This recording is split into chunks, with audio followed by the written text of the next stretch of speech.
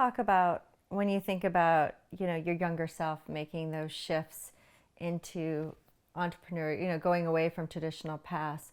What was going through your mind at the time? Like what bolstered your confidence, or was it a mentor? Just kind of what experiences gave you the confidence to shape and design your life? It's interesting how sometimes you come back to things that you didn't realize were things. So even in college, I didn't take classes on Fridays, and I would often save up money in the summer and then go travel internationally somewhere, and then come back and kind of do my own thing. And so to say, like, I thought that I took a very traditional route for a long time, but then when I go back now and look at it, even within the traditional route, I was kind of bouncing here and there and trying new things. And so to think through career transitions, that was one of the scarier things for me, because it was that certainty of knowing, okay, if I'm a counselor and then I level up to be a supervisor and that's the way I can make money.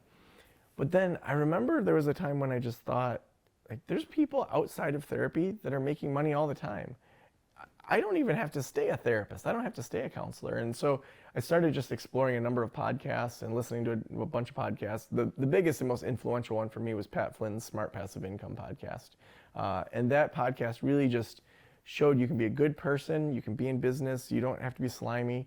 I had, in early college, sold vacuum cleaners door to door and learned some very slimy tactics of how to convince people in a trailer park to buy a $3,000 vacuum. And it felt really icky, and that's what I thought business was.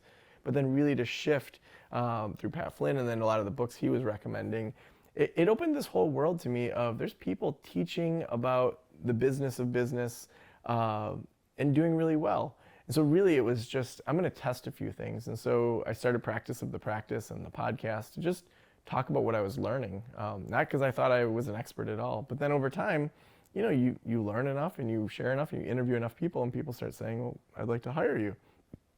So I would then, just kind of keep asking the audience, what's the next type of product they wanted me to start. And over time, as I watched the numbers, it was clear that I couldn't keep doing it with my full-time job, so I transitioned out.